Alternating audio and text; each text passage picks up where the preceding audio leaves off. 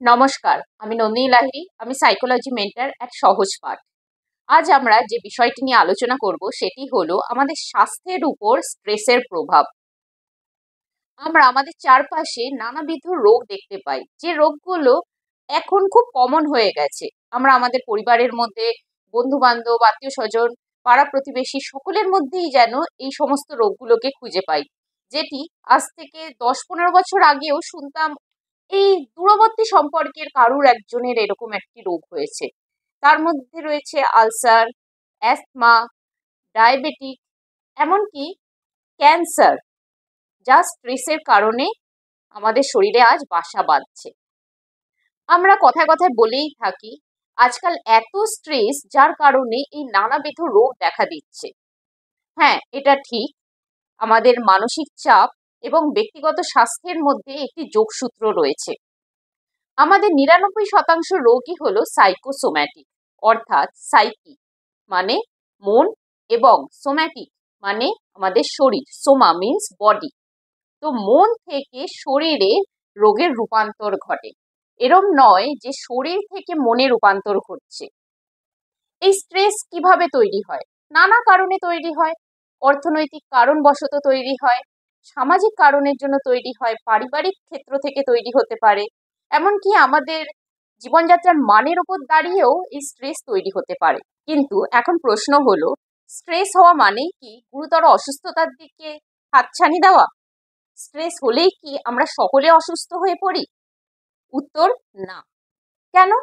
Stress থেকেই যদি এত রোগের সৃষ্টি হয়, তাহলে তো প্রত্যেকেরই অসুস্থতা হওয়ার সম্ভাবনা রয়েছে। অসুস্থ হই স্ট্রেসের কারণে, কিন্তু সেখানেও দেখা যাচ্ছে একটা প্যারামিটার রয়েছে কম বেশি। কিছু কিছু মানুষকে আমরা দেখি যারা অসুস্থ হয়েছেন, কিন্তু নানান রকম পথ অবলম্বন করে সুস্থতার দিকে এগিয়ে চলছেন। প্রতিদিন সুস্থ থাকার জন্য তারা লড়াই করে চলছে নানান রকম পথ অবলম্বনের দ্বারা। আবার আরেক সংখ্যক মানুষকে দেখি যারা গুরুতর মারণ রোগের শিকার হচ্ছেন। এমন কেন হয়? ভগবান বা ঈশ্বর তিনি কি পার্সিয়ালিটি করেন, যে কিছু সংখ্যক মানুষকে তিনি পছন্দ করেন তাই সামান্য অসুখ দেন যাতে সে তাড়াতাড়ি সেরে ওঠে, আর কিছু সংখ্যক মানুষকে তিনি অপছন্দ করেন যার জন্য এই ধরনের মারণ রোগ দিয়ে থাকে? যখনই কোনো গুরুতর অসুস্থতার দিকে আমরা ধাবিত হই বা সামান্য অসুস্থতা হলেও আমরা ভগবান ঈশ্বরের দিকেই তাকিয়ে থাকি। আর সেখানে যদি গুরুতর হয়, সেক্ষেত্রে আমরা এরকম কথাও বলে থাকি, আমার সাথেই বা আমার পরিবারের সাথেই কেন এমনটা হলো? ভগবান বা ঈশ্বর কাউকে তো আলাদা চোখে দেখেন না, তার চোখে সবাই সমান। তাহলে এমন কেন হয়? আমরা যারা শারীরিক এবং মানসিকভাবে সুস্থ সবলভাবে জন্মগ্রহণ করেছি, আমাদের তো অসুস্থ হওয়ারই কথা নয়। আমাদের কোনো ছোট থেকে জেনেটিক রোগ ছিল না, আমরা হাতে পায়ে একদম সুস্থ সবলভাবে জন্মেছি। তাহলে তো আমাদের শরীরে রোগ বাসা বাঁধার কোনো কারণ নেই। কারণ মানব শরীর এমনভাবে তৈরি যার রোগ প্রতিরোধ করার ক্ষমতা রয়েছে। এর কারণ হলো আমাদের দীর্ঘস্থায়ী স্ট্রেস। যখন স্ট্রেস দীর্ঘস্থায়ী হয়, দীর্ঘদিন ধরে চলে আসছে, সেখানে আমরা কোনো রকম পথ অবলম্বন করে সেটাকে কমানোর চেষ্টা করিনি। সেটা 6 মাসের অধিক সময় ধরে সেই স্ট্রেস চলে আসছে। কিছু ক্ষেত্রে 5 বছর, 10 বছর, 15 বছর ধরে স্ট্রেসের মধ্যে থাকা হয়েছে বা তারও বেশি। সেক্ষেত্রে আমাদের স্বয়ংক্রিয় স্নায়ুতন্ত্র অতিরিক্ত সক্রিয় হয়ে ওঠে, যার ফলস্বরূপ আমাদের ইমিউন সিস্টেম ড্যামেজ হতে শুরু করে। এবং ইমিউন সিস্টেম যদি একবার ড্যামেজ হতে শুরু করে, সেক্ষেত্রে গুরুতর রোগের সম্ভাবনা অনেক বেশি দেখা দেয়।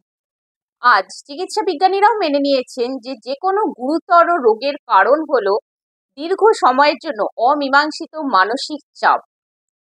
আমাদের মস্তিষ্ক যখন উচ্চ মাত্রার চাপ অনুভব করে, তখন আমাদের শরীর সেই অনুযায়ী প্রতিক্রিয়া দেখায়। বিগত কয়েক দশক ধরে বিজ্ঞানীরা অবজার্ভ করে দেখেছেন যে ব্যক্তিত্বের উপরও দাঁড়িয়ে রয়েছে একটি রোগ মানুষের মধ্যে থেকে যাচ্ছে না সেটি মারণ রোগে পরিণত হচ্ছে।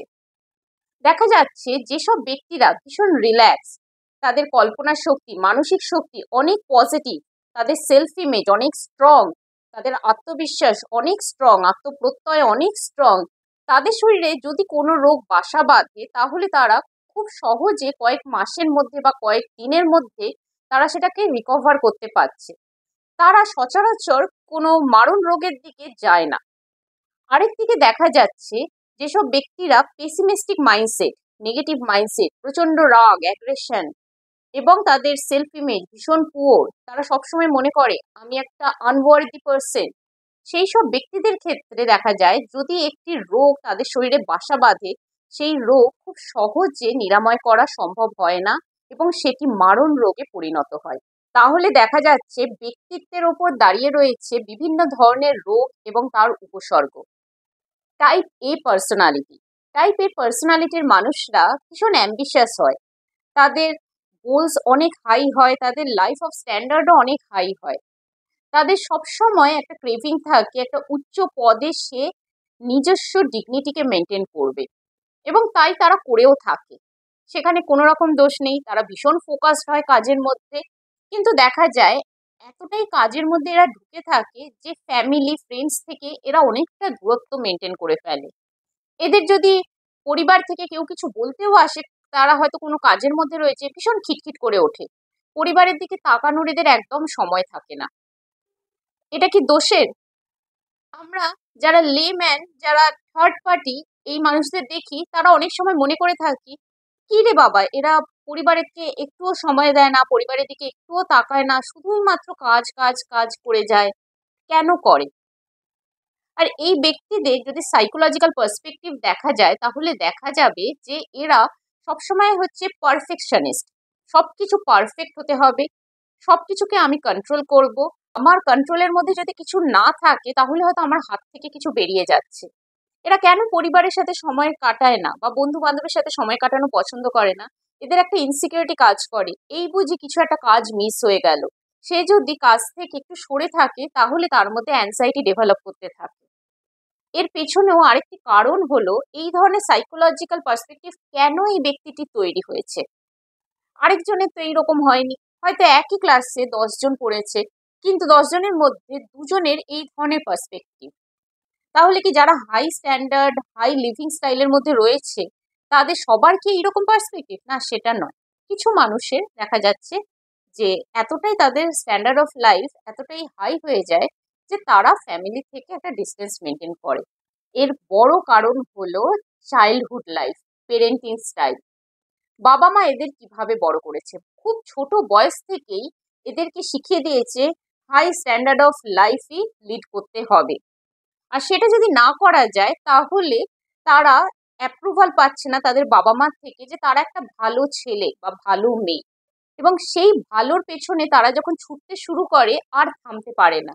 হার্ড ওয়ার্কিং নিশ্চয়ই দরকার, কিন্তু হার্ড ওয়ার্কিংটাও এমনভাবে তারা করতে থাকে যেখানে নাভিশ্বাস উঠে যায়, তাও তারা সেটাকে থামাতে আর পারে না, কারণ ওই অ্যাপ্রুভালটা পেতে হবে। বাবা মার কাছে হয়তো 195% নিয়ে যাচ্ছে, সেক্ষেত্রেও বাবা মা বলছে ভালো হয়েছে কিন্তু তোমার আরো ভালো করা উচিত। এই আরোর ভালো সংজ্ঞার পেছনে এরা দৌড়তে থাকে, কিভাবে আরো ভালো করা যায়, কারণ ছোটবেলা থেকে যেটাই করেছে যেন সেটা তার বাবা মাকে সন্তুষ্ট করতে পারেনি, মনঃপুত করতে পারেনি।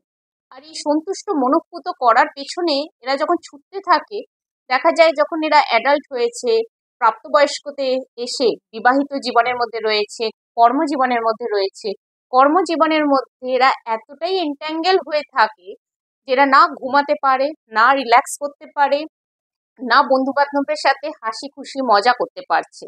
তাতে গিয়ে এদের শারীরিক এবং মানসিক অবনতি দেখা দিতে শুরু করে। এদের যে শারীরিক উপসর্গগুলো দেখা দেয় তার মধ্যে গুরুতর হলো কার্ডিয়াক রিলেটেড প্রবলেম, এবং এরা ডায়াবেটিকও হয়ে থাকে। এদের লাইফ থেকে মিষ্টতা আনন্দ যেন হারিয়ে যেতে শুরু করেছে, কারণ এরা একটারই পেছনে ছুটতে থাকে আর সেই ছোটা যেন শেষই হয় না, কারণ ওই অ্যাপ্রুভালটা পেতে হবে যেটা বাবা মার থেকে ছোটবেলায় পাইনি, সেটা বড় বয়সে বাবা মার জায়গায় যে অথরিটি ফিগার রয়েছে তার কাছ থেকে পেতে হবে। আর সেই পাওয়াটাও যেন তাকে সন্তুষ্ট করছে না, যদি পাওয়াও হয়ে যায় তারপর আরো পেতে হবে, কারণ বারবার তার ছোটবেলায় এই কথাটা শুনে এসেছে, যে পার্সেন্টেজে সে নিয়ে এসেছে কিনা 90-95, তাকে বলা হয়েছে আরো তুমি করতে পারো, আরো তুমি করতে পারো। এই আরো করতে পারোর পেছনে সে ছোট থেকে ছুটছে, তার ব্রেন কন্ডিশন হয়ে রয়েছে, যেটাই করছে সেখান থেকে আরো কিছু করার। তার ফলে এই ধরনের শারীরিক এবং মানসিক নানান রকম উপসর্গ দেখা দিচ্ছে। এক্ষেত্রে কি করণীয়? ব্যক্তিকে প্রথমেই বিশ্বাস করতে হবে পারফেকশনিস্ট বলে কিছু হয় না।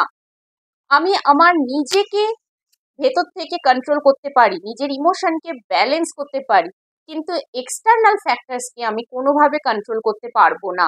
এটা আগে মেনে নিতে হবে। সব কাজেতে আমি অ্যাপ্রুভাল পাবো না।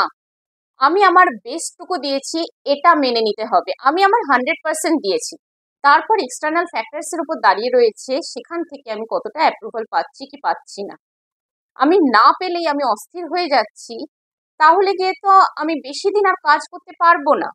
আমার স্ট্যান্ডার্ড অফ লাইফ হাই থাকবে, আমার গোলস হাই থাকবে, আমাকে কাজের মধ্যে ফোকাস থাকতে হবে, আমার অ্যাকশনও অনেক হাই থাকবে।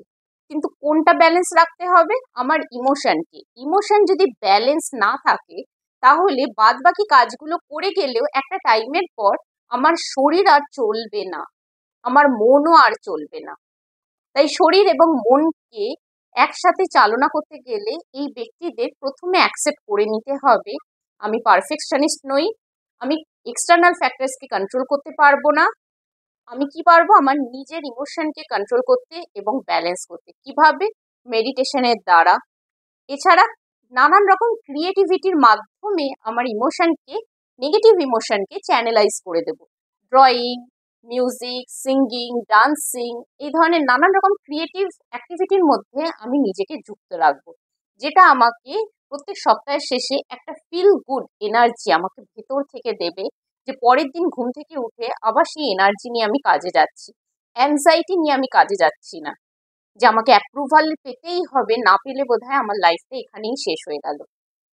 তাই বাবা মাদেরও বলি, standard of life definitely high করা উচিত, ছেলে মেয়েদের মধ্যে হাই গোল সেট করা উচিত, কিন্তু তার মধ্যে যদি অ্যাংজাইটি ডেভেলপ হয়ে যায়, তাহলে সে সেই লাইফটা মেকানিক্যালি হয়তো পেয়ে যাবে, কিন্তু ইমোশনালি সেটাকে এনজয় করতে পারবে না, এবং একটা টাইমের পর সে অসুস্থ হতে শুরু করবে।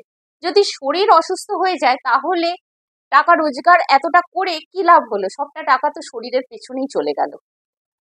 সেকেন্ড টাইপ হলো টাইপ বি পার্সোনালিটি। এই পার্সোনালিটির মানুষরা অনেক বেশি পজিটিভ অ্যাটিটিউড নিয়ে চলে, এদের আত্মপ্রত্যয় অনেক স্ট্রং, সেলফ ইমেজ অনেক স্ট্রং। এরা যদি কোনো কাজে ভুল করে, কোথাও পৌঁছতে লেট হয়ে গেল, এরা সহজেই বিচলিত হয়ে পড়ে না, না নিজেকে অস্থির করে না অপরকে অস্থির করে। এদের ফোকাস থাকে, আচ্ছা ভুল হয়েছে, এবার বলো কিভাবে আমি সলিউশনের দিকে এগোবো। আচ্ছা লেট হয়েছে, এবার কি করণীয় সেই দিকে এগোবো। তো সবসময় এদের ফোকাসটা থাকে সলিউশনের দিকে। তাই এদের শরীরে সচরাচর কোনো রোগ বাসা বাঁধে না। রোগ বাসা বাঁধলেও এরা তাড়াতাড়ি সেখান থেকে রিকভারি ফেজে চলে আসে। তৃতীয় পার্সোনালিটি হলো টাইপ সি পার্সোনালিটি। এই পার্সোনালিটির মানুষরা অনেক বেশি নেগেটিভ পেসিমিস্টিক মাইন্ডসেটের হয়ে থাকে। এদের মধ্যে রাগ, আগ্রাসন, ঈর্ষাপরায়ণতা অনেক বেশি। অন্যের সামান্য কিছু ভালোতেও এরা যেন ভেতর থেকে একেবারে জ্বলে পুড়ে যায়। এরা বোঝে না এই জ্বলা পোড়ার জন্য এদের নিজেদের অনেক ক্ষতি করে আনছে। এদের ব্রেনের মধ্যে নিউরোপেপটাইড রিলিজ হয়, যার ফলস্বরূপ তাদের শরীর স্বাভাবিক ছন্দ হারায়, তাদের শরীর উইক হতে শুরু করে, এমনকি বডি সেল ড্যামেজ হতেও শুরু হয়ে যেতে পারে। বহু গবেষণা থেকে এটি দেখা গেছে যে যারা ক্যান্সার পেশেন্ট হয়ে থাকে, তারা হলো এই টাইপ সি পার্সোনালিটির মানুষ। তাদের বাহ্যিক এবং সামাজিক রূপ যাই হোক না কেন, অনেক সময় আমরা বলে থাকি খুব হাসি খুশি মানুষটা, খুব জলি মানুষ, তারপরেও এইরকম রোগ কেন ভগবান দিল? না, সেই মানুষটার এক্সটার্নাল ফিচার যাই হোক না কেন, ইন্টারনালি সে কিন্তু একটি পেসিমিস্টিক মাইন্ডসেটের মানুষ। সে ইন্টারনালি কিন্তু নিজেকে অনেক ড্যামেজ করে ফেলেছে। Automatically one fine morning sell damage হতে শুরু হতে পারে না। তাই অনেক দিন, দীর্ঘদিন ধরে এই নেগেটিভ মাইন্ডসেটের মধ্যে সে থেকে এসেছে। সে এক্সটার্নালি কোনোদিনই সেটা দেখায়নি। সে শো অফ করেছে সে খুব ওপেন মাইন্ডেড, সে খুব বোল্ড, সে খুব জলি, সে খুব হাসি খুশি। ক্যান্সার পেশেন্টদের কেস হিস্ট্রি নিলে দেখা যায় তাদের জীবনে গভীর ক্ষত, দীর্ঘদিন ধরে যন্ত্রণা, ঘৃণা তারা বহন করে নিয়ে বেড়াচ্ছেন। তারা এমন কিছু মলম পাচ্ছে না জীবন থেকে যেটি তার ক্ষতকে নিরাময় করবে, তার যন্ত্রণাকে, তার ঘৃণাকে কিছুটা হলেও একটু আরাম দেবে। এবং তারা ভেতর থেকে মনে করে যে তারা একটি আনওয়ার্দি পার্সন। কেন বেঁচে আছি এই জগতে? আমার কোনো প্রয়োজনই নেই এই জগতে বেঁচে থাকার। আমরা যখন এই ধরনের চিন্তার মধ্যে ঢুকে যাই তখন কিন্তু আমাদের সেলও আর বেঁচে থাকার সেই এনার্জিটা ভেতর থেকে পায় না। সেল এনার্জি যদি ভেতর থেকে মরতে শুরু করে তাহলে সেল ড্যামেজ হতে শুরু করবেই। কিন্তু এটাও মনে রাখা দরকার, ক্যান্সার হলো ভিটামিনের অভাবে হয়ে থাকে। আমাদের শরীরে যখন ভিটামিনের অভাব হয় তখন ক্যান্সার দেখা দেয়। তাই একথা মনে রাখা দরকার, ক্যান্সার কিন্তু কোনো মারণ রোগ নয়। আমরা মারণ রোগ ভেবে ফেলি বলে আমরা কিন্তু আরো গুরুতর অসুস্থতার দিকে এগিয়ে যাই। ওয়ার্ল্ড উইদাউট ক্যান্সার এই বই থেকে এবং আরো নানান রকম গবেষণা থেকে এটি প্রমাণিত, ক্যান্সার সাধারণত হয়ে থাকে ভিটামিন B12 অভাবে। আর এটিও প্রমাণিত যে ভিটামিন ডি এবং ভিটামিন B12 যদি শরীরে কম থাকে তাহলে আমাদের শরীরে এবং মনে গভীর ডিপ্রেশন বাসা বাঁধে। তাই যারা ডিপ্রেশনের সাথে লড়ছে খুব ইজিলি তাদের মন ভেঙে যায়, তারা অবসাদের মধ্যে চলে যাচ্ছে, তাদের কিছুই ভাল লাগছে না, তারা কিন্তু একবার হলেও এই টেস্টটি করে দেখবেন যে ভিটামিন ডি এবং ভিটামিন B12 ঠিক আছে কিনা শরীরে। যদি এটি ঠিক না থাকে তাহলে ডাক্তারের সাথে পরামর্শ করে প্রয়োজনীয় যা যা করণীয় সেটা করা খুবই দরকার। যদি না করা হয়, দীর্ঘদিন ধরে এই অবস্থাতে পড়ে থাকে, তাহলে আমাদের বডি সেল ড্যামেজ হবে, ক্যান্সার না হোক অন্য কোনো রোগের দিকে এ টার্ন নিতে পারে। ক্যান্সার থেকে বেরিয়ে আসার প্রথম ধাপ হলো ক্ষমা করা। এক্ষেত্রে অনেক ব্যক্তি বলে থাকে যে আমি নিজেকে ক্ষমা করতে পারি না, বা আমি ওই ব্যক্তিকে ক্ষমা করতে পারি না, এত বাজে আমার সাথে হয়েছে, আমি সারা জীবনেও ক্ষমা করতে পারবো না। সেক্ষেত্রে কি হবে? নিজের শরীরকে তো ড্যামেজ করা হবে। ক্ষমা করা মানে ভুলে যাওয়া নয়। সেই একটা ঘটনা ঘটেছিল, কিন্তু সেই ঘটনাটা আমাকে ইমোশনালি আর ড্যামেজ করে না। আমি সেই ঘটনা থেকে নিজেকে অনেকটা ডিস্টেন্সে রেখেছি। এই কাজটা করতে হবে, ক্ষমা করতেই হবে। ক্ষমা না করলে ওই জ্বালা যন্ত্রণাটা শরীর থেকে বেরোবে না। তাই মেডিটেশনের মাধ্যমে নিজেকে শান্ত করতে হবে। মেডিটেশন করা সম্ভব হচ্ছে না ম্যাডাম, মাথার মধ্যে যেন সেই কথাগুলো কিলবিল করছে, ঠিক আছে মেডিটেশন করতে হবে না, তাহলে আমার একটি ক্রিয়েটিভ কিছু অ্যাক্টিভিটি করতে হবে যেটা আমাকে আমার প্যারাডিম চেঞ্জ করতে হেল্প করবে। আমি অস্থিরতার মধ্যে রয়েছি, আমি সেই সময় কিছু ক্রিয়েটিভ অ্যাক্টিভিটি করলাম যেটা আমার মনকে ভালো করে দিল, আমার মাইন্ডসেটটাকে পুরো চেঞ্জ করে দিল, আমার পারসেপশনটাই কিছুক্ষণের জন্য চেঞ্জ হয়ে গেল। আমি ভালো কিছু হাসির কিছু প্রোগ্রাম দেখলাম। এইভাবে নিজেকে বদলাতে হবে এবং তার সাথে ডেফিনেটলি সুষম খাদ্য রাখতে হবে, পজিটিভ এনভায়রনমেন্টের মধ্যে থাকতে হবে। ম্যাডাম এখনকার দিনে কি পজিটিভ এনভায়রনমেন্ট আছে?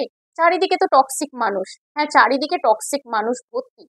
তাদের থেকে একটু ডিস্টেন্স মেনটেন করতে হবে। এমন সম্ভব নয় তাদের থেকে সম্পূর্ণভাবে সরে আসা, কারণ আমার অফিস কলিগ তারা হতে পারে, আমার স্কুল ফ্রেন্ডস কলেজ ফ্রেন্ডস তারা হতে পারে, আমার পরিবার পরিজনের মানুষ হতে পারে। আমি কি সবার থেকে দূরে সরে যেতে পারবো? অনেক সময় অনেক মোটিভেশনাল স্পিকাররা বলে থাকে টক্সিক মানুষ থাকলেই তার থেকে দূরে সরে যাও, কিন্তু সব ক্ষেত্রে তো দূরে সরে যাওয়া বা সম্পর্ক একেবারে বিচ্ছেদ করা সম্ভব হবে না। তাহলে নিজের ইমোশনকে চ্যানেলাইজ করতে শেখা, যে কিভাবে আমি আমার ভেতরকে সুস্থ রাখবো, শান্তিতে রাখবো। এক্সটার্নালি যা কিছুই হোক না কেন, আমি ইন্টারনালি নিজেকে কখনোই অস্থিরতার মধ্যে নিয়ে যাব না। আমি ইন্টারনালি কিছু টেকনিকের মাধ্যমে, কিছু ব্রিদিং এক্সারসাইজের মাধ্যমে সেই মোমেন্টে নিজেকে শান্ত করে ফেলবো।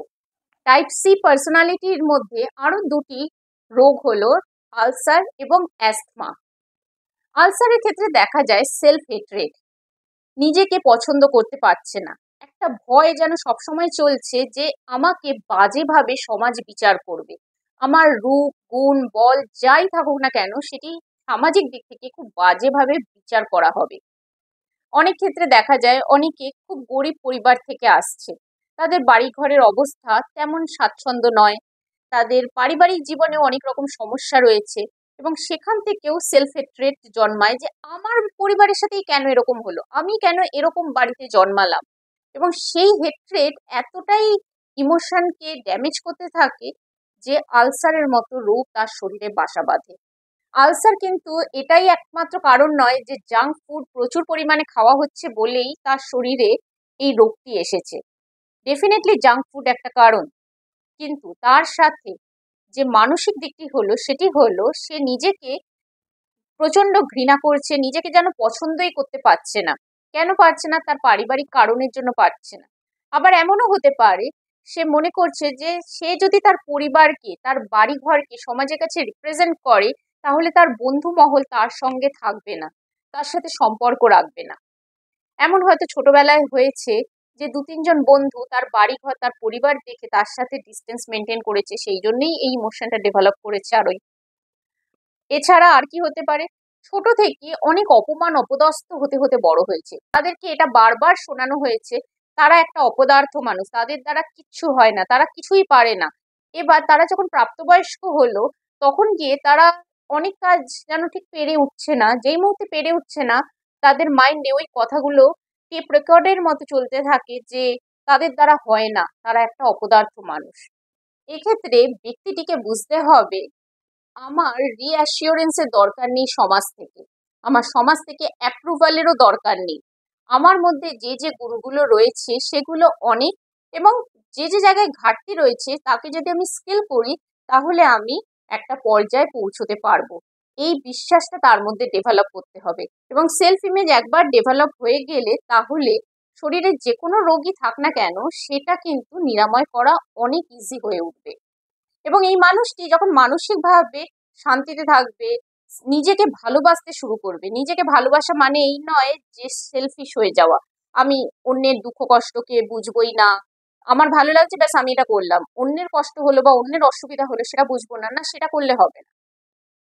নিজেকে ভালো রাখা মানে যোগা করে, সুষম খাদ্যের মাধ্যমে নিজেকে সুস্থ রাখা, এবং যে যে অ্যাক্টিভিটিগুলো করলে আমার মন ভালো থাকে সেই অ্যাক্টিভিটিগুলো অবশ্যই সামাজিক দিক থেকে লিগাল হতে হবে। এরকম নয় যে ইলিগাল অ্যাক্টিভিটি করে আমার ভালো লাগছে তাই আমি সেটা করছি, লিগাল হতে হবে। এইভাবে নিজেকে সঠিক পথে চালনা করলে এই আলসার থেকেও বেরিয়ে আসা সম্ভব। অ্যাস্থমা বা হাঁপানি, পারিবারিক পরিস্থিতি যদি খুব ক্রিটিক্যাল হয়, সেক্ষেত্রে একটি বাচ্চার মধ্যে অ্যাস্থমা বা হাঁপানি ডেভেলপ করতে পারে। বাবা মার মধ্যে প্রচন্ড কলহ, বা পরিবারে দেখে এসেছে বাবা জ্যাঠা কাকার মধ্যে প্রচন্ড অশান্তি চলছে, সেক্ষেত্রেও সেই বাচ্চাটা যখন বড় হতে যাচ্ছে সেই সময় তার মধ্যে অ্যাস্থমা বা হাঁপানি দেখা দিতে পারে।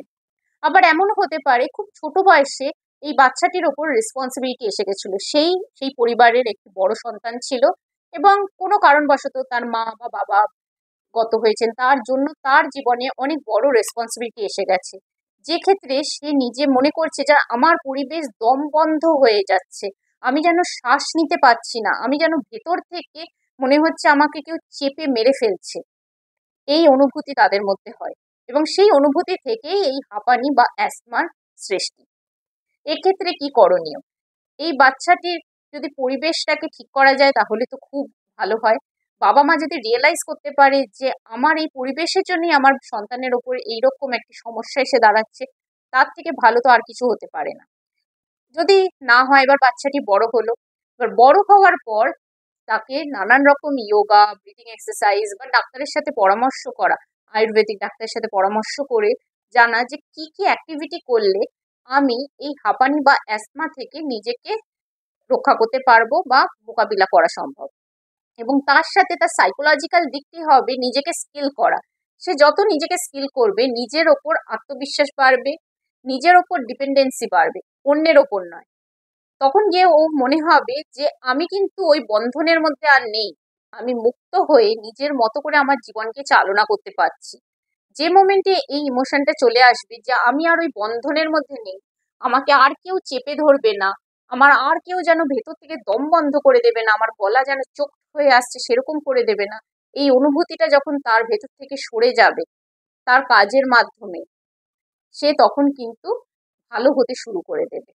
স্ট্রেস এবং তার প্রভাব শারীরিক এবং মানসিক স্বাস্থ্যের উপর কিভাবে পড়ে সে বিষয়ে বিশদে জানতে হলে আমাদের ক্লাস অ্যাটেন্ড করো, আমাদের ভিডিও কোর্স পারচেস করো। এই ভিডিও কোর্সে তোমরা রেকর্ডিংস পেয়ে যাবে, এবং তার সাথে পেপার 1 এবং পেপার 2 এর সমস্ত চ্যাপ্টার ধরে সমস্ত প্রশ্ন উত্তর তৈরি করা রয়েছে, সেই নোটস পিডিএফ ফর্মে পেয়ে যাবে, এবং আমাদের সাথে লাইভ ক্লাসও তোমরা করতে পারবে। তাই যত তাড়াতাড়ি সম্ভব আমাদের সাথে যোগাযোগ করার চেষ্টা করো।